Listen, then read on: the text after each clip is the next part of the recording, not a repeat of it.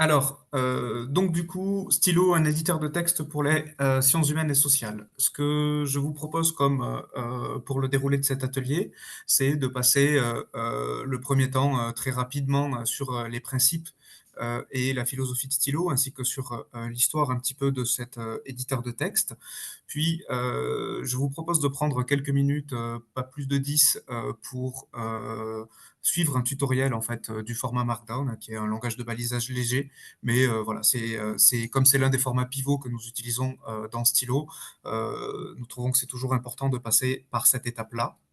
Et ensuite, le reste du temps sera dédié à Stylo en déroulant à peu près toutes les fonctionnalités que vous voyez dans le menu à gauche.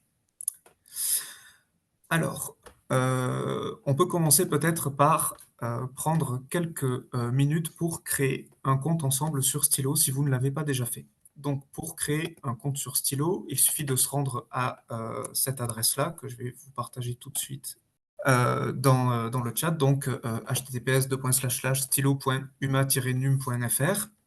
Et quand vous arrivez sur cette interface, vous avez deux choix. Vous avez la possibilité de créer un compte Humanum et ou la possibilité de créer un compte local. Nous préférons utiliser cette fonctionnalité-là puisque depuis 2020, Stylo est hébergé sur les serveurs de l'infrastructure de recherche Humanum qui se trouve en France et qui met à disposition des outils spécialisés pour les sciences humaines et sociales, et donc il s'occupe de toute une partie de la maintenance de Stylo. Il suffit donc de créer ici, d'appuyer sur le bouton pour créer un compte, et puis vous sélectionnez ici l'accès à Stylo.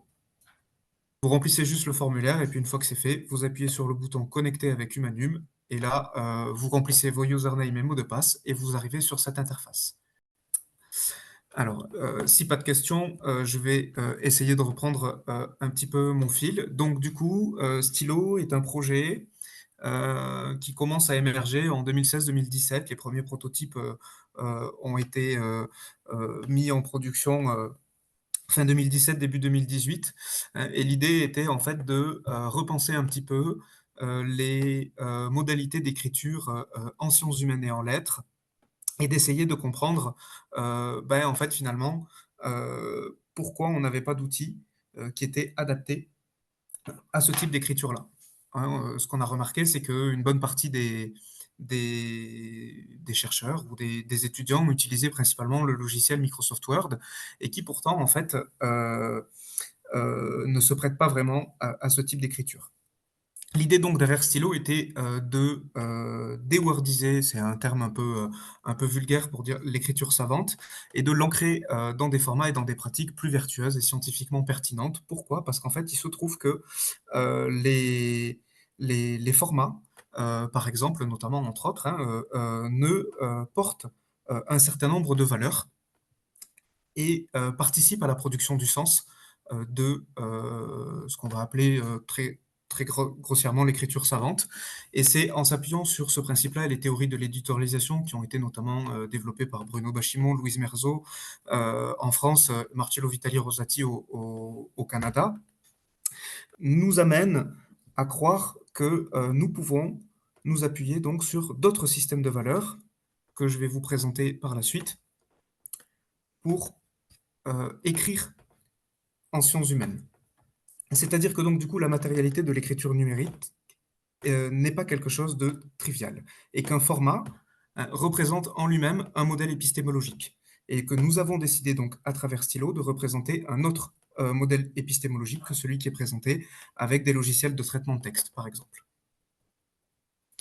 Finalement, en fait, quelque part, Stylo, si je voulais faire résumé assez court, n'est pas forcément un outil, hein. La chaire de recherche n'a pas vocation en fait à devenir une entreprise qui distribue des logiciels, mais Stylo est plutôt un outil qui incarne une réflexion collective sur la production du sens en sciences humaines et en sciences sociales. Donc, depuis que les premiers prototypes ont été mis en production, un certain nombre de revues comme Sens Public, par exemple, ou Nouvelle Vue ou RON, ont rejoint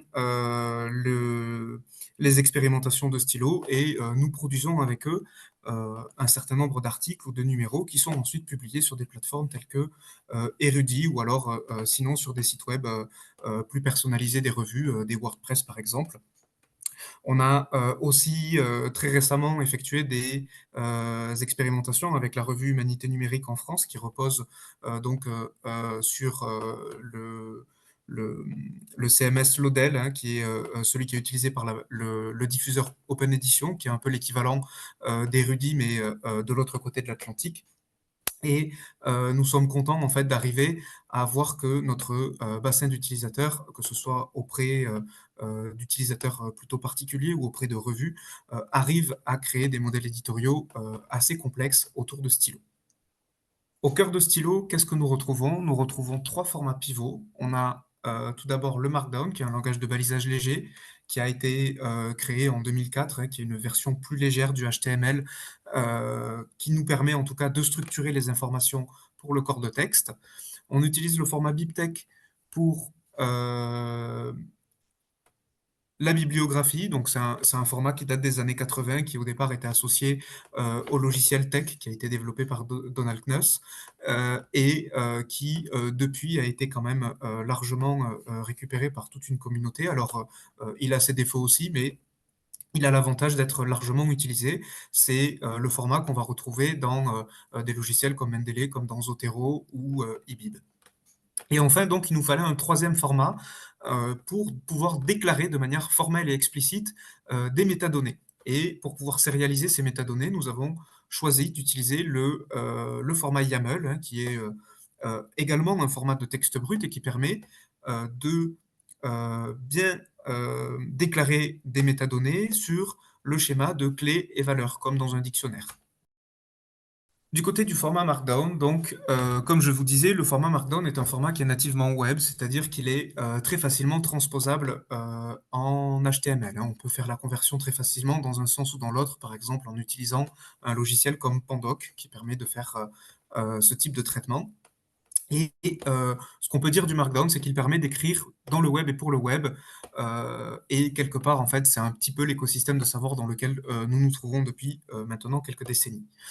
Ce qu'il faut comprendre, c'est que donc du coup, très brièvement, mais dans les années 80 apparaissent en fait les premiers langages de balisage qui permettent de structurer des informations dans un document, c'est-à-dire de ne plus faire reposer la structuration des informations sur des représentations visuelles, hein. Si, par exemple, ici on prend un texte dont la police est un peu plus grosse que le texte qui est en dessous, eh bien, par convention de lecture, hein, c'est très culturel, on va déterminer du premier coup d'œil que là, il s'agit d'un titre, mais que là, il s'agit donc du coup d'un paragraphe qui est associé au titre. Mais cette déclaration-là n'est ni explicite ni formelle. En tout cas, elle n'est pas forcément pour un ordinateur. Donc du coup, on a besoin de structurer les informations autrement et on a des premiers langages de balisage comme SGML qui apparaissent. Puis on a les spécifications HTML fin des années 80, début des années 90 avec l'arrivée du web et on a XML qui arrive à la fin des années 90. Le format Markdown arrive au début des années 2000 donc pour proposer une version moins verbeuse et moins lourde dans le texte que le HTML. L'idée donc est d'avoir un format plain text, donc du texte brut, avec une syntaxe minimale pour pouvoir générer directement du HTML. On se retrouve donc avec ce type de syntaxe-là, avec des croisillons pour pouvoir déclarer les titres, un croisillon pour un titre de niveau 1, deux croisillons pour un titre de niveau 2, et ainsi de suite jusqu'au niveau 6. Un paragraphe est représenté simplement par une chaîne de caractères. On peut créer des emphases en utilisant des astérisques ou des underscores. Donc avec deux astérisques, on obtient une emphase en gras, et avec un astérisque ou un underscore, on obtient une emphase en italique. Une citation se fait juste avec un chevron fermant et un espace, et puis on se retrouve avec des listes non ordonnées ou ordonnées, avec soit des tirets, soit des numéros. Donc à gauche, on se retrouve avec la colonne de gauche avec du Markdown, et à droite avec le Markdown interprété en HTML. Alors pourquoi nous avons choisi ce format? Eh bien, utiliser le Markdown, c'est quelque part choisir la transparence, parce que nous avons un format, texte brut. Je reviendrai sur ce point, très rapidement juste après. Ensuite donc du coup, parce qu'il y a, quelque part, une forme, de simplicité, dans son usage et aussi, une forme de rigueur, hein. Si on se trompe dans la syntaxe, eh bien en fait, l'élément n'est pas bien structuré et il ne sera pas interprété. Il nous permet ensuite aussi de séparer le fond et la forme, ce qui permet de rejoindre, le 1er point. On sur lequel je reviens, dans un instant et en fait, ce qui se passe, c'est que donc du coup, quand on écrit dans Stylo ou dans d'autres éditeurs, hein, comme, Edgedoc, Zettler, qui, s'appuient sur des formats de texte brut, on ne s'occupe que de la structure, formelle des informations dans le document. C'est-à-dire que, c'est pour nous ce qui nous semble, essentiel dans, l'écriture, scientifique, en tout cas quand je dis pour nous, c'est avec toute la communauté qui gravite aujourd'hui aussi autour de Stylo.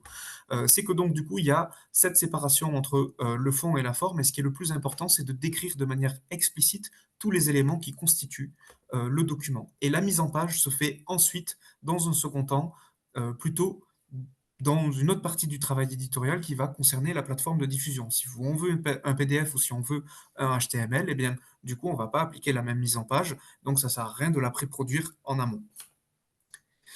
Il y a aussi une question de progression sur des questions de littératie numérique, hein, parce que, en fait, le Markdown est aussi un format qui est, utilisé dans, plusieurs plateformes, web et qui est notamment un des formats pivots de beaucoup de générateurs de sites statiques. Donc, pour, toutes les personnes qui veulent, s'intéresser à, générer, créer des petits sites web ou, d'autres contenus web et bien, du coup, si on maîtrise Markdown, on peut très vite maîtriser, d'autres langages, du même type, comme, AsciiDoc par exemple et en fait, devenir, en tout cas améliorer ses compétences dans cet univers-là. Et il y a aussi une forme de pérennité qui était importante, sur le format donc de cette source qui représente la source de tous les documents, scientifiques avant l'acte de publication puisque le plain text était déjà utilisé au tout début, des ordinateurs et il restera lisible, dans un temps très long, parce qu'il reste, malgré tout, facilement, heu on peut le travailler facilement, en tout cas avec, un ordinateur, hein. Ce sont juste des caractères ASCII pour la plupart ou de l'Unicode, et ils sont aussi intelligibles pour, tous les êtres humains qui en maîtrisent la langue. Alors ce qui est intéressant dans, cette question de, la séparation du fond et de la forme et de la question de la transparence, pour revenir aussi à ce que je disais, tout à l'heure sur déwordiser, l'écriture scientifique, c'est que donc du coup, la grosse différence qu'on va avoir entre un, un éditeur de texte et un logiciel de traitement de texte, c'est que donc du coup, l'éditeur de texte ne permet de manipuler que du texte brut, c'est-à-dire sans surcouche graphique. Alors qu'un logiciel de traitement de texte, comme Microsoft Word ou comme LibreOffice, ou Google Doc, on connaît tous plein d'autres exemples, c'est qu'en fait, ils vont rajouter une surcouche graphique à ce qui va être écrit par les utilisateurs pardon, et les auteurs. Et c'est que donc, plutôt que de structurer les informations avec des balises, elles vont être structurées avec une mise en page. Et cette mise en page va cacher en fait les balises. Si par exemple vous prenez un document docx que vous avez sur votre ordinateur, vous remplacez l'extension .docx par .zip, vous décompressez l'archive et vous allez voir, vous allez vous retrouver avec entre une douzaine et une quinzaine de fichiers XML puisque Microsoft Word embarque la technologie XML depuis 2003 ou 2004 et donc du coup, vous allez voir qu'en fait, la mise en page qui est effectuée, est remplacée par des balises qui n'ont pas vraiment de sens, hein. On se retrouve avec des structurations qui sont, très opaques, pas forcément très lisibles et là où en markdown, une emphase, en italique se fait juste avec, 2 symboles autour de la chaîne de caractères, devient en fait, quelque chose comme une quinzaine de lignes, dans, l'espace de nom de Word et ça amplifie aussi, beaucoup le poids, des documents, hein, puisque du coup, il faut encoder après tout ça derrière, sur les disques durs et pour une phrase qui fait, quelques octets, dans un fichier en texte brut et bien, elle va le faire quelques centaines de kilooctets, dans, un document qui est traité par un traitement de texte. Et nous allons commencer directement par l'interface d'édition. Donc du coup, une fois que vous vous êtes connecté, que vous avez créé votre compte et donc vous êtes authentifié sur, Stylo, c'est peut-être quelque chose que j'ai oublié de dire, mais pour l'instant, il n'existe pas de version, client Stylo que vous pourriez installer, sur votre ordinateur. Nous avons préféré, avoir cet éditeur qui est accessible uniquement en ligne, mais ce qui veut dire que vous devez avoir, un accès à internet pour pouvoir travailler sur Stylo. Une fois que vous vous êtes authentifié, que vous êtes connecté, vous arrivez, sur cette page-là, qui est, le gestionnaire des articles que vous avez, dans Stylo et normalement, vous avez, de base, un seul article qui s'appelle How to Stylo et vous pouvez directement, l'éditer en cliquant sur ce crayon noir. Vous arrivez donc ici dans une, nouvelle interface qui met un peu de temps à charger au début, mais c'est juste, une histoire de cache, c'est, la première fois et donc, vous avez un éditeur qui se présente de cette manière, avec le même bandeau noir en haut et ensuite en dessous, donc toutes les fonctionnalités que vous allez pouvoir retrouver pour pouvoir écrire. Au centre de, votre écran, vous avez, l'éditeur de texte avec, le markdown. Sur, à gauche, vous avez un bouton qui vous permet d'ouvrir un volet vous permettant d'accéder à différentes fonctionnalités. La première étant, la capacité de versionner vos documents. C'est-à-dire que vous pouvez, créer un historique des modifications que vous avez, réalisées dans votre document. Ensuite, vous avez, la table des matières. À chaque fois que vous rajoutez un titre, eh bien, votre table des matières est automatiquement, incrémentée et puis elle est dynamique, donc si vous cliquez dessus, vous êtes renvoyé, directement, sur le titre sur lequel vous avez cliqué.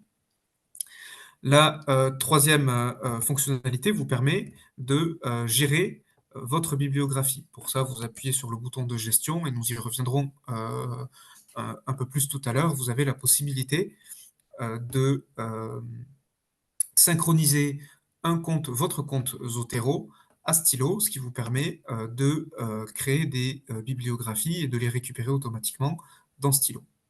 On verra ça un peu plus en détail tout à l'heure. Et enfin, la dernière fonctionnalité, ce sont des statistiques, relatives à votre texte, donc, comptabilisant le nombre de mots, le nombre de caractères espaces comprises et le nombre de clés de citation que vous avez réalisées, dans votre texte, qui sont relatives donc du coup aux citations des références bibliographiques. Ensuite, vous avez ici, quelques informations, brièvement, en lien avec, la dernière sauvegarde, de, votre texte et puis à droite, vous avez 2 boutons. Le premier bouton, la petite imprimante, vous permet d'ouvrir une fenêtre, qui vous permet de, régler les paramètres de votre export. Stylo, en fait, permet, à partir des, 3 formats que sont le Markdown, le BibTeX et le YAML, de générer toute une série, de formats, pour vous permettre de, travailler vos documents, en fait, dans d'autres environnements. Vous pouvez tout d'abord récupérer évidemment les sources, vous pouvez également les convertir en HTML, en LaTeX, en PDF, en ODT pour OpenOffice pardon, en DocX pour Word. Ensuite, Impress, je crois que c'est, InDesign, en XML TEI, une conversion XML conforme avec le schéma du diffuseur érudit et également donc du coup, le schéma Commons qui est, plutôt côté français, ce coup-ci, commun à Metop et à OpenEdition. Vous avez également la possibilité de sélectionner table, des matières ou non et puis quand même ça, je vous le montre très rapidement. Vous importez si vous avez une collection, heu, de références bibliographiques qui est importée, attention, vous avez aussi, voilà, c'est les aléas de travailler avec, une mauvaise connexion, une prévisualisation du style bibliographique qui sera appliqué donc dans votre export et donc là, nous avons récupéré, tout un ensemble de normes, CSL, donc normes de style bibliographique qui sont implémentées dans Zotero. On les a récupérées via leur API Si jamais le style dont vous avez besoin n'y est pas, il suffit de nous contacter et nous pourrons, le rajouter. Et donc bien sûr, vous avez, cette prévisualisation-là. Ça, c'est une fonctionnalité qui nous avait été demandée par, pas mal d'assistants d'édition pour des revues ou, même, un certain nombre d'utilisateurs. Voilà pour l'export. Ensuite, pardon, vous cliquez sur «Exporter avec ces paramètres» et vous récupérez dans vos téléchargements un fichier zip qui contient un dossier zip donc qui contient tous les fichiers que vous lui avez demandés. Vous avez les sources plus le format demandé. Ensuite, le bouton juste à droite, le petit œil, vous permet de prévisualiser votre document en HTML. Donc, quand vous cliquez dessus, vous avez un nouvel onglet qui s'ouvre avec une prévisualisation HTML de votre document, avec à gauche la table des matières et à droite le Markdown interprété, enfin pardon, au centre, en HTML. Vous voyez que donc là, du coup, la bibliographie que j'ai, les références que j'ai ajoutées dans mon gestionnaire de références bibliographiques ont été tout de suite ajoutés selon la norme Chicago dans Stylo. Alors, évidemment, c'est pas cette norme-là qui sera choisie à l'export, la prévisualisation HTML, comme son nom l'indique, est juste une prévisualisation. C'est pas à cet endroit-là que vous allez pouvoir régler les différents paramètres pour l'export. Ça vous donne juste votre texte transformé, un premier aperçu, voilà, c'est le mot que je cherchais, pardon, de votre texte transformé, ce qui vous permet des fois aussi de voir un petit peu autre chose que des balises et voir ce que ça donne une fois que c'est mis en page. Ce qui est intéressant dans cette prévisualisation-là, c'est que vous avez aussi accès à une autre fonctionnalité qui s'appelle Hypothesis et qui vous permet d'annoter des informations. Donc là, il suffit juste de faire, de surligner la partie que vous voulez annoter. Vous pouvez juste la surligner ou vous pouvez la noter, soit de manière publique, soit dans des groupes. Ça dépend. C'est une autre application qu'on a intégrée à Stylo. Et puis, vous pouvez écrire ce que vous voulez là, vous le publiez, et toutes les personnes qui y ont accès verront les annotations que vous avez réalisées dans la prévisualisation HTML. Le dernier volet que vous avez à droite est le volet qui correspond aux métadonnées de votre document. Ces métadonnées-là sont divisées en 3 volets. Si vous êtes un utilisateur ou une utilisatrice lambda, c'est-à-dire pas forcément associé directement à une revue, le mode léger est largement suffisant. Vous avez déjà tout un ensemble de métadonnées qui vont vous permettre donc d'ajouter le titre, le sous-titre, la date, la langue, une licence, des remerciements si besoin, et ainsi de suite. Le mode revue est quant à lui un peu plus complet et permet aussi de rajouter des métadonnées typiques que l'on va retrouver dans des revues comme des mots-clés contrôlés ou des catégories, ou alors sinon les directeurs de revue, etc. Et enfin, le dernier mode est un mode qui est brut, où là, vous avez le YAML qui est présenté dans son format brut. Alors, si vous êtes novice dans l'emploi de ce langage-là de balisage, de structuration des données, je vous conseille de ne pas utiliser le mode brut. Vous avez exactement les mêmes métadonnées décrites dans ces deux modes-là. Parce que le mode brut, le problème, c'est que si vous faites une erreur de saisie, vous risquez de créer un bug dans Stylo que pour l'instant nous n'avons pas résolu et qui rendrait votre article inaccessible. Alors que si vous faites une erreur ici, ben, c'est pas très grave, vous pouvez toujours la corriger. Et donc pour l'instant, le mode brut, c'est plus peut-être par curiosité. Alors, donc du coup, avant de rentrer un peu plus dans l'écriture là-dedans, on va aller voir un autre espace de stylo qui est très important. Pour y accéder, vous pouvez soit cliquer sur stylo, soit cliquer sur article. Et là, vous revenez sur le gestionnaire des articles. C'est dans cet endroit que vous allez pouvoir créer les documents et que vous allez également pouvoir les trier. Il n'y a pas de système de dossier qui vous permettrait de créer des arborescences pour organiser vos documents. Ce que nous utilisons, c'est un moteur de recherche et des étiquettes ou tags que nous attribuons aux articles. Pour créer un article, c'est tout simple, il suffit, de, cliquer sur le bouton «Créer un article». Vous avez un formulaire qui s'ouvre avec, vous pouvez rajouter un article donc, on va l'appeler comment? On va l'appeler, heu, «Test pour, école hiver» et puis, on va lui rajouter, ce tag-là. Si vous n'avez pas de tag ici, c'est normal, c'est parce que vous n'en avez pas encore créé. Pour ça, il suffit, de créer, sur, ce bouton-là, ajouter une étiquette. Vous pouvez, Heu, choisir la couleur et ajouter une description si vous voulez et vous cliquez sur le bouton «Créer» et ensuite elles sont, ici, ce qui vous permet, de, trier, et de filtrer les articles qui ont ces tags-là et puis pour pouvoir ajouter, heu, un tag à un article que vous avez créé, si vous avez oublié de le faire au moment de la création, il suffit de cliquer sur ce petit chevron-là de l'article et vous accédez ainsi à tout un ensemble, d'informations, des versions qui n'apparaissent pas ici, mais si on prend par exemple un autre article que j'ai ici, vous voyez que toutes les versions que j'ai créées à l'intérieur du document sont visibles ici. Et donc du coup, vous avez la possibilité ici, en cochant ou en décochant, d'ajouter une étiquette à un article. De la même façon, on le verra, c'est d'autres fonctionnalités que nous n'aurons pas le temps, de voir dans cet atelier aujourd'hui, mais vous pouvez associer, un article à un espace de travail. C'est, une des manières que nous avons de partager les articles entre, plusieurs utilisateurs, hein, plutôt que de devoir, partager individuellement un même article à 10 personnes. On partage un article dans un espace de travail et toutes les personnes qui y accèdent ont accès à cet article. Et nous avons également la possibilité d'ajouter un article à un corpus via cette interface-là. Un corpus est tout simplement un ensemble de documents que nous voulons traiter de la même manière et qui est accessible via ce bouton-là.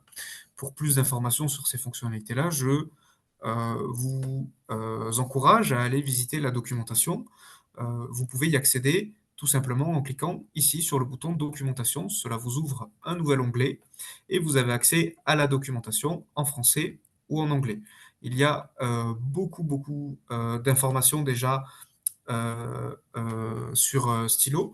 Et puis Camille aussi que vous voyez sur le Zoom et qui répond à vos questions participe aussi grandement à l'amélioration de cette documentation et de toute façon, nous sommes aussi disponibles, vous voyez à la page contact, à une adresse mail si vous voulez nous contacter ou si vous avez vraiment des problèmes, vous pouvez rejoindre une permanence qui a lieu tous les jeudis de 11 heures à 12 heures, heure de Montréal.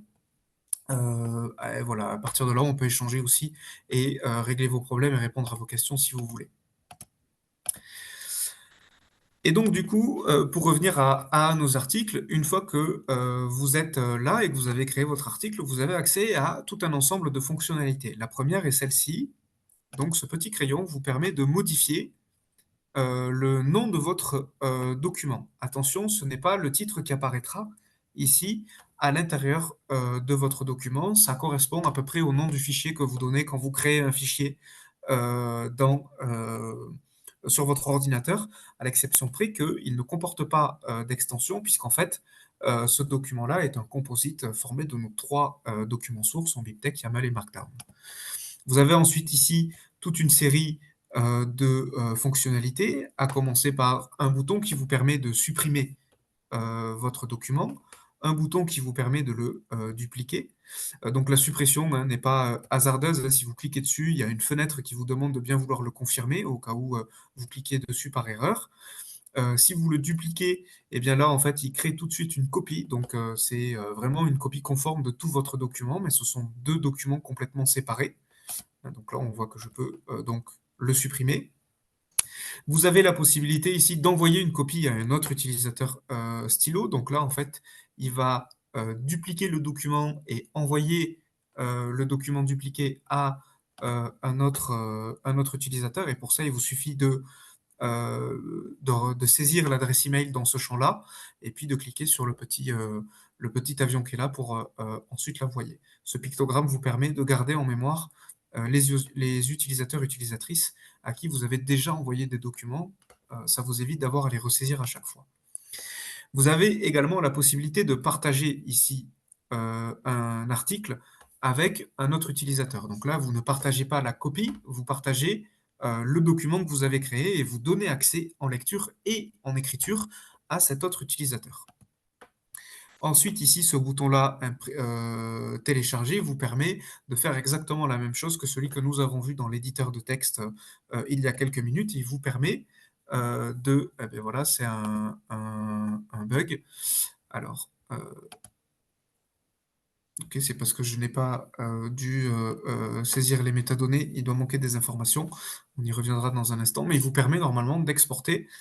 euh, Voilà, on va le faire avec un autre document. Il vous permet d'accéder à la fenêtre d'export et donc de récupérer votre dossier zip avec les documents que vous lui avez demandé.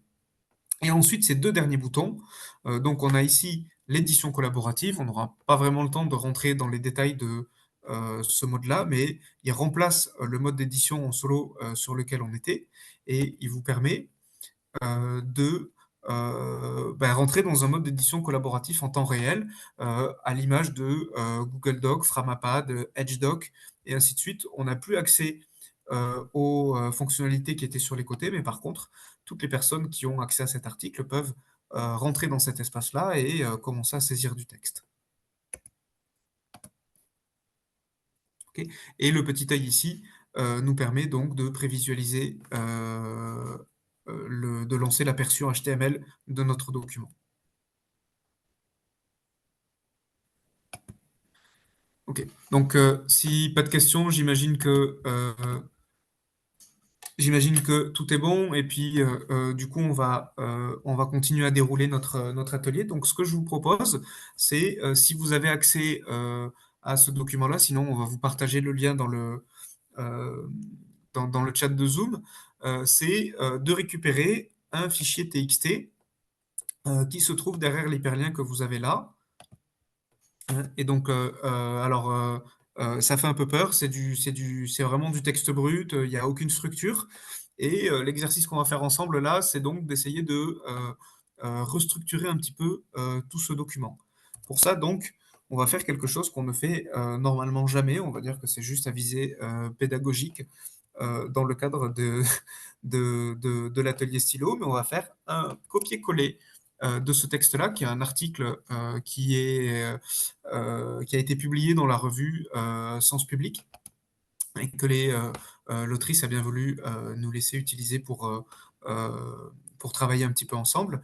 Et on va coller ça, donc, du coup, dans notre article que nous venons de créer, dans Stylo, pardon. Donc, on efface tout ce qu'il y a dedans, CTRL-A, supprimer, et puis on fait un CTRL-V, et on colle absolument tout.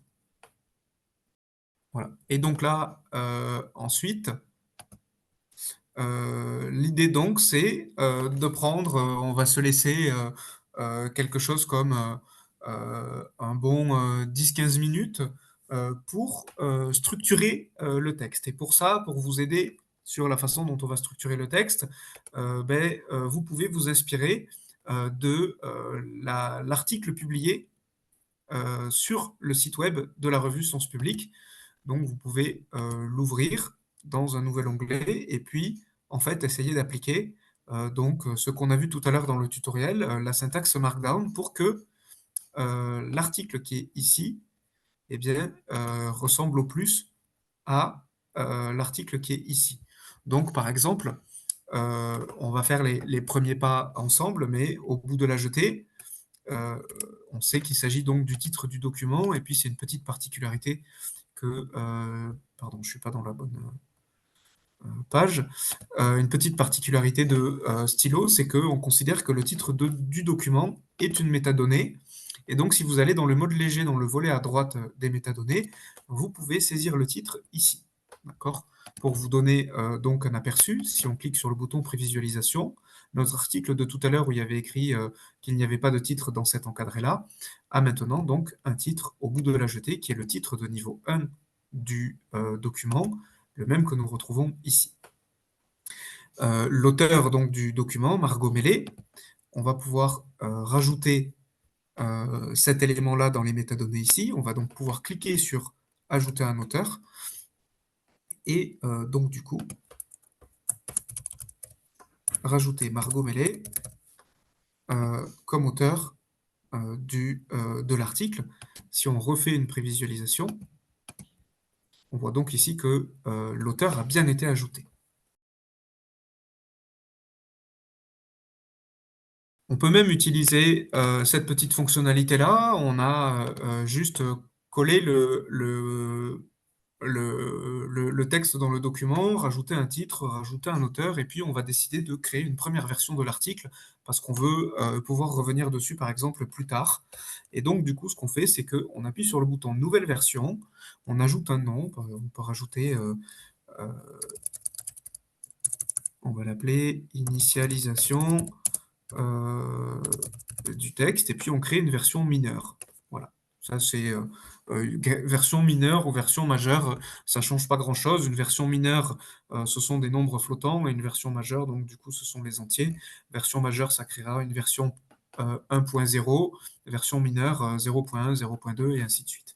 C'est du coup une bonne façon quand vous partagez des articles, si vous voulez pointer sur une version particulière. Par exemple, pour montrer l'avancée d'un travail, vous dites juste allez sur la version 3.2 et tout le monde s'y retrouve plus facilement. Ça évite d'empiler et d'avoir dans des boîtes mail un document qui a été partagé à 4 ou 5 personnes, chacun a rajouté des informations dedans, et puis il y a une personne qui est chargée de collationner tout ça et de tout agréger dans un nouveau document, parce que sinon il y a 10 documents d'un même article qui circulent et on ne s'y retrouve plus.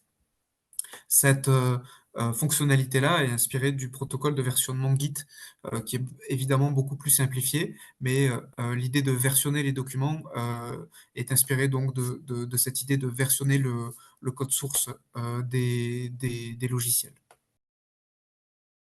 Alors, qu'est-ce que nous avons d'autre dans cet article? On voit que donc ici, on a un certain nombre de mots-clés qui sont saisis en français et puis en anglais.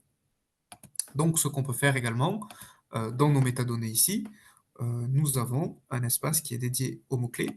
Donc, on commence par ajouter une langue, français, ajouter un mot-clé, et alors là, comme j'ai rien retenu, on a arrêt lettres.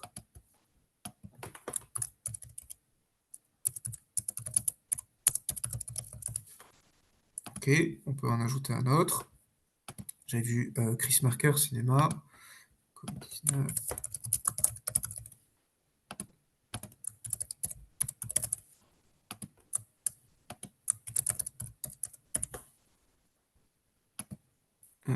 Deleuze, espace imaginaire, nostalgie.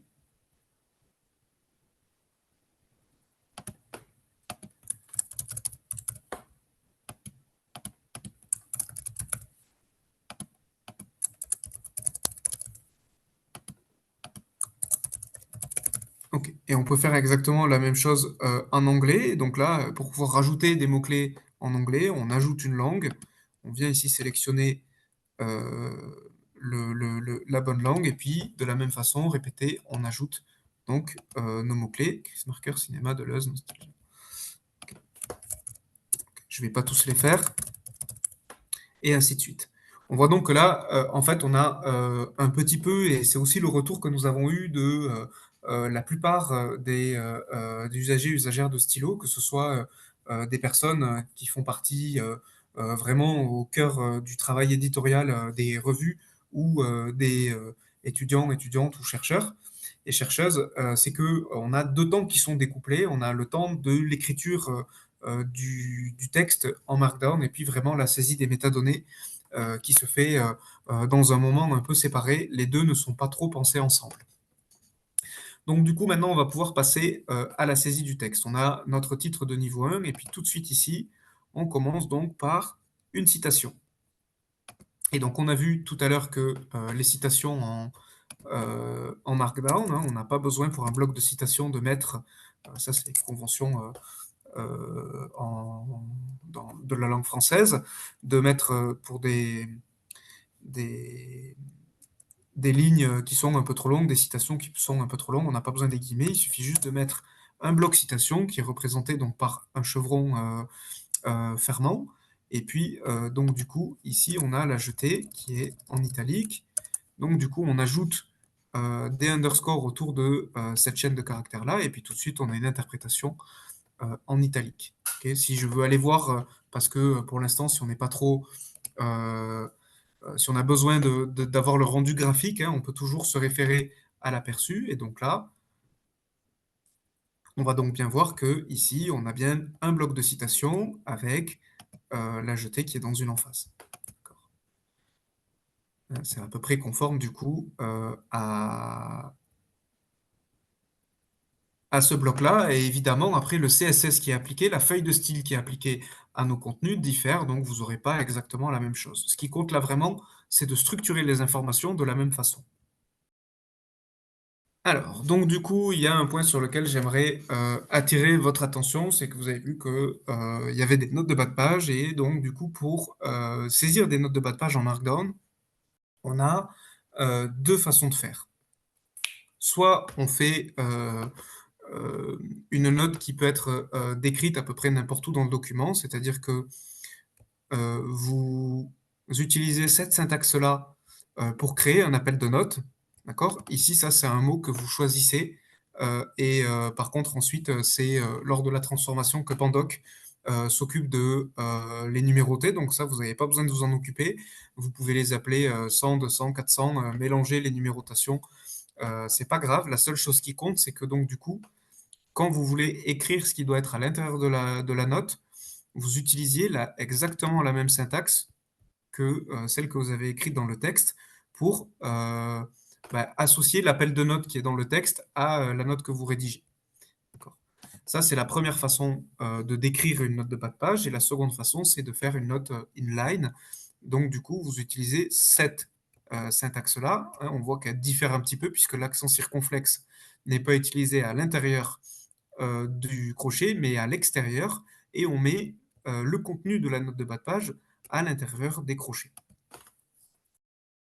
Voilà. Si vous voulez évidemment en savoir un peu plus sur les notes de bas de page, vous pouvez consulter toujours la documentation. Et maintenant, pour ajouter des références bibliographiques. Vous avez plusieurs façons de faire. Alors, on va retourner dans Stylo. Quand vous êtes donc ici dans le gestionnaire de références bibliographiques, vous voyez que vous pouvez utiliser une URL ici pour ajouter une collection qui est existante, par exemple une collection dans laquelle vous n'avez pas accès dans votre compte Zotero, mais que un camarade, un collègue vous aurait partagé. Vous mettez juste l'URL ici, vous cliquez sur remplacer la bibliographie actuelle par cette collection, et vous pouvez ajouter vos références de cette manière-là. Vous pouvez également utiliser donc importer une collection depuis votre compte Zotero. Pour ça, normalement, la première fois que vous utilisez le gestionnaire de références bibliographiques, il vous propose de vous connecter à votre compte Zotero pour le synchroniser. Et puis ensuite, vous avez la possibilité donc de fetcher une de vos collections. Et puis en cliquant dessus, vous pouvez ensuite cliquer sur remplacer la bibliographie actuelle par cette collection. Et il va récupérer toutes les informations. Si je retourne dans le gestionnaire, on voit donc que ici, dans le deuxième onglet après Zotero, l'onglet citation, vous avez tout un ensemble, c'est pas le bon, toutes vos références bibliographiques qui sont ici. Vous pouvez également en ajouter de manière brute dans ce formulaire-là, dans ce champ-là. Donc là, il vous suffit de copier du BibTeX, de le rajouter. Vous cliquez sur le bouton Ajouter les références et elles viennent s'ajouter ici à la fin. Vous avez également la possibilité, comme pour le YAML, on a vu tout à l'heure qu'on avait accès aux métadonnées dans leur format le plus brut. Vous avez exactement la même chose pour le BibTeX. Vous voyez donc ici qu'on a le texte brut de nos descripteurs de tous les éléments de toutes nos références. Vous pouvez les corriger ici. Par exemple, vous vous rendez compte que il y a une erreur ici, finalement c'était au pluriel, vous ne voulez pas le saisir dans Zotero, vous pouvez le faire là. Vous cliquez sur sauvegarder, et puis il met à jour évidemment les informations qui sont ici. Si vous modifiez des informations dans Zotero, la connexion actuellement dans Stylo ne récupère pas les informations automatiquement. Ça veut dire que donc du coup, si j'ai modifié, la collection que j'ai utilisée, qui était, identité numérique, alors je ne vais pas la retrouver, elle est ici. Si j'ai fait des modifications, il faut que je reclique dessus ici et que je re-remplace, la bibliographie. De la même façon, si vous modifiez le BibTeX en brut ici, vous n'avez pas accès en écriture à votre compte Zotero et donc vous n'allez pas corriger votre Zotero depuis Stylo. Ensuite, vous voulez ajouter vos références. C'est bien joli de les avoir dans le gestionnaire, mais vous voulez les rajouter dans le texte. Et bien là, vous avez plusieurs façons de faire. Donc, vous avez la possibilité en Markdown, il y a une syntaxe très simple. Vous utilisez des crochets et à l'intérieur de ces crochets, vous utilisez une clé bibliographique. Si on retourne dans le gestionnaire, dans le BibTeX brut, la clé bibliographique, des références bibliographiques, c'est le premier élément qui se trouve à l'intérieur du BibTeX, qui est ici. Et cet élément-là permettra de signaler à Pandoc qu'il doit utiliser cette référence-là et qu'il va ensuite transformer selon la norme que vous lui avez indiquée. Donc là, j'utilise cette syntaxe, et puis si je prévisualise, eh bien, on voit qu'il l'a mis en forme. D'accord. Chose qui est très cool et très récente dans Stylo, vous avez d'autres possibilités, vous n'êtes pas obligé de faire un copier-coller de ce tout petit truc qui est là, vous pouvez tout simplement cliquer sur le bouton ici pour récupérer les informations dans votre presse-papier, et puis vous collez, et il vous crée directement toute la syntaxe. Vous avez aussi la possibilité d'ouvrir un crochet, de cliquer sur le A commercial, et là vous avez une fonctionnalité d'autocomplétion qui vous permet ensuite de naviguer avec les flèches dans vos références bibliographiques. Quand vous êtes sur la référence que vous voulez ajouter, vous cliquez sur la touche Entrée, et là, il la rajoute automatiquement. Vous n'avez pas vraiment besoin du coup de saisir la syntaxe en Markdown, qui peut être un peu lourde pour les références bibliographiques.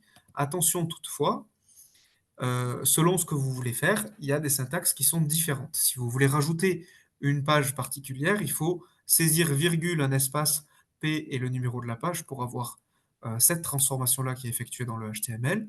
Si vous ne voulez pas que le nom de l'auteur soit entre parenthèses, il faut retirer les crochets et utiliser juste A commercial et la clé BibTeX.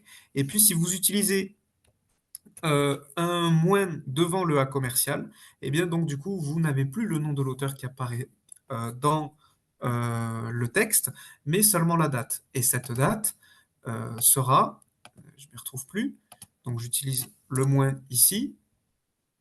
Le gros avantage, c'est que donc du coup, la date, en fait, gardera quand même cet hyperlien qui vous renverra vers la bibliographie à la fin de la page ou un autre système de lien selon le document produit en PDF, etc. Voilà. Si vous voulez également aller plus loin, en fait, il faut toujours consulter la documentation de Stylo. C'est vraiment un outil que nous mettons euh, à disposition en fait de toutes les personnes qui peuvent l'utiliser. Et c'est pas du tout une documentation destinée à des développeurs ou quoi que ce soit. C'est plus une aide, en fin de compte, pour essayer de se réapproprier un petit peu ces espaces et ces fonctionnalités dont on n'a pas forcément l'habitude, qui nous sortent un petit peu de notre confort des logiciels de traitement de texte. Vous avez aussi la documentation de Pandoc qui vous détaillera un petit peu plus ce qui est attendu en tout cas, puisque la Markdown en fait peut se décliner en plusieurs saveurs et nous avons préféré nous caler sur celle de Pandoc puisque c'est Pandoc qui va transformer ensuite tous nos documents. Pour ajouter des images, alors là, c'est une petite particularité de Stylo qui sera amenée à changer dans les prochains mois. Nous y travaillons. Mais pour l'instant, Stylo n'intègre pas de gestionnaire des médias ou d'images. Il faut donc héberger les images ailleurs sur le web. Ça veut dire quoi? Ça veut dire qu'en fait, vous ne pouvez pas faire de drag and drop d'une image qui serait dans un dossier, dans votre espace, sur votre disque dur, et la déposer dans Stylo en espérant, en croisant les doigts pour que Stylo l'affiche. Il vous faut héberger cette image sur un espace public, donc une URL qui est accessible sur le web. Stylo, en aucun cas, n'a d'autorisation ou d'accès à vos disques durs. Donc, du coup, bah, en fait, ça ne peut pas marcher. Donc, il vous faut utiliser des espaces de stockage dédiés. Ça peut être, c'est un peu le plus simple ce que je dis là, mais vous pouvez utiliser une Dropbox par exemple, hein, avec, un lien public et donc du coup, utiliser cette syntaxe, la syntaxe pour les images, en markdown, donc un point d'exclamation, heu, décroché à l'intérieur desquels on va pouvoir mettre la légende, suivie de parenthèses à l'intérieur desquelles vous se retrouve l'image. Si on prend l'exemple ici, donc on utilise ici, un service de la bibliothèque universitaire de l'université de Paris 8 en France, pour, héberger, cette image et donc du coup, si je mets, la syntaxe qui est là avec, légende de l'image, on la retrouve bien ici, la légende qui est interprétée, par, la balise Fig Caption en HTML et puis, la figure qui elle est dans un élément figure. D'accord? La bonne pratique que nous avons, en tout cas, en France, parce que je dis ça parce que c'est un un service qui est mis à disposition par, l'infrastructure Humanum et qui des fois, a tendance à ne pas ouvrir tous ses services pour l'instant, outre-Atlantique. Nous travaillons avec eux pour que, Nacala, le dépôt que je vais vous présenter très brièvement, devienne, un dépôt, officiel, des images, dans Stylo dans une certaine mesure et donc du coup, un espace maximal alloué, à chaque utilisateur. Ce qui est, très intéressant, donc du coup, je passe, très rapidement sur ça, c'est que, vous pouvez, utiliser aussi, des iframes HTML, donc là, c'est que si vous utilisez, si vous voulez produire des documents HTML à la sortie, mais ça vous permet d'embarquer, vos images, d'une autre façon et vous pouvez également évidemment, embarquer du, TripleIF à l'intérieur de Stylo. Ce qui est, du coup très intéressant parce que tout de suite en fait, vos images, le protocole, TripleIF est un protocole qui permet, de générer des images, de qualité et puis de pouvoir, naviguer dans différentes, régions, des images sans perdre, trop d'éléments visuels et également d'embarquer un certain nombre de métadonnées. Voilà pour ça, je vais pas m'étendre, plus, sur les images, parce que je vois, que le temps, file. Mais, de toute façon, ce lien que nous avons mis à disposition, restera bien évidemment aussi accessible, au-delà de ce petit atelier et puis, si vous avez des questions, vous pouvez toujours nous contacter, par mail ou par d'autres canaux, comme le Slack, qui était mentionné, tout à l'heure. Nous avons donc aussi, pour la partie typographique, hein, parce que là, alors, ça s'adresse un peu plus, à, des revues, typiquement, mais, si on veut ajouter par exemple, des espaces insécables, eh bien, selon les claviers de chacun, on peut avoir, des, raccourcis clavier qui nous permettent, de les afficher. Toutefois, en fait, c'est pas forcément le cas, pour tout le monde. Alors, la convention, c'est d'utiliser, un anti-slash, devant l'espace, qui doit être insécable et automatiquement, lors des transformations, cet espace sera transformé en espace insécable. Si vous avez du contenu multilingue, par exemple, vous écrivez, votre document, en français et puis vous avez une citation, en anglais et bien, en fait, vous pouvez utiliser cette syntaxe-là, pour que donc du coup, lors de la transformation du markdown en, n'importe quel autre format et bien, en fait, les, guillemets, soient, heu, tout de suite adapté selon la convention, dans ce cas-ci, de la langue, des conventions typographiques de la langue anglaise et que vous ayez pas donc du coup, des guillemets français qui s'affichent dans le texte. De la même façon, là, Pandoc explique très bien, ce qui est possible, donc de faire, dans ces cas-là et puis donc du coup, vous avez, également la possibilité d'ajouter des classes, donc des «balises» entre guillemets un petit peu personnalisées. Là, on sort, de la syntaxe, stricte, de Markdown et on retombe, sur une syntaxe qui est, un peu plus ouverte, et si vous utilisez en fait, du coup, ce type, de syntaxe-là, donc vous entourez un mot dans votre texte avec des crochets et puis vous rajoutez derrière ça, pardon, des accolades avec un point pour signifier qu'il s'agit d'une classe et le nom d'une classe que vous avez créée. Et en fait, tout de suite, ça vous permet soit de l'associer, par exemple, à une classe CSS si vous voulez appliquer certains styles pour les formats associés au web, ou vous pouvez ajouter ensuite des filtres particuliers avec des commandes Pandoc.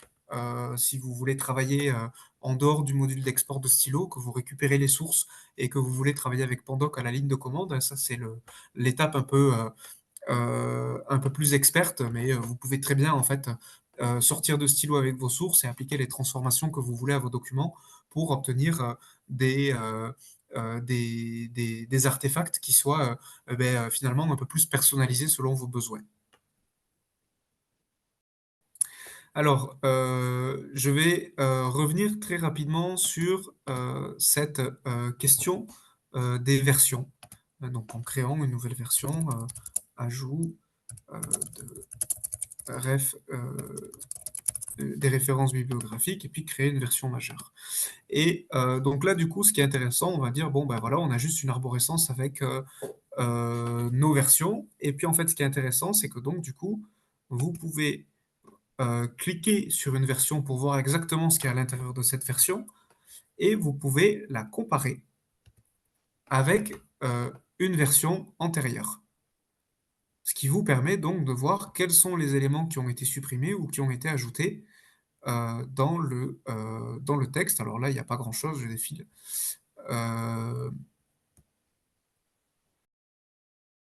Si je le fais plutôt dans l'autre sens. Ok.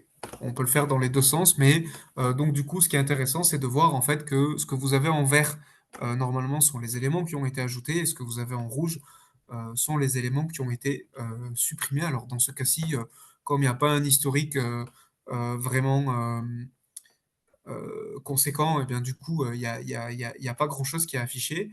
Mais en fait, de cette manière-là, vous pouvez comparer les différentes versions les unes avec les autres, et puis vous pouvez très bien aussi aller sur la toute première version, ou n'importe laquelle, et puis vous pouvez l'exporter en cliquant sur le bouton qui est ici, ou la prévisualiser en cliquant sur le bouton qui est à côté.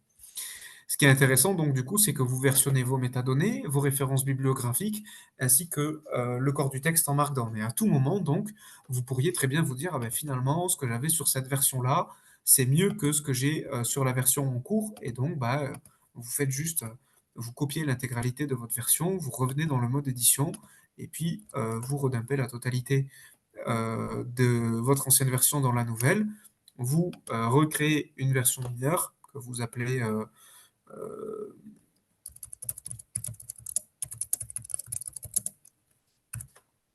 ou majeur. Et puis donc du coup, en fait, vous pouvez modifier comme ça, revenir sur votre historique de modification aussi de cette manière-là. Ça permet de garder aussi en mémoire des modifications que vous auriez pu faire et qui peuvent vous sembler intéressantes pour plus tard. Alors, le module d'export, on est passé très rapidement dessus. Et puis donc du coup, quelque chose qui peut vous intéresser aussi, qui nous permettront donc de terminer en quelques mots cette première approche de stylo, c'est que bien dans la plupart du cas, des utilisateurs qui commencent avec Markdown ou qui en fait travaillent avec un entourage qui ne travaille pas forcément avec stylo, eh bien vont continuer à avoir une pratique en parallèle avec des documents issus du traitement de texte. Et puis, si vous ouvrez ces documents-là et que vous voulez les traiter dans Stylo, donc vous faites un copier-coller comme on a fait avec le TXT à l'intérieur de Stylo, vous allez passer vos journées à restructurer constamment vos documents. Donc du coup, il y a quand même une alternative à ça, même plusieurs. Vous pouvez utiliser un convertisseur en ligne comme Word to Markdown.com qui vous permet donc de transformer votre fichier docx en document Markdown et vous copiez la sortie en Markdown dans Stylo. Et là, vous aurez à la marge quelques corrections à faire dans la structuration du texte, mais vous allez gagner beaucoup de temps.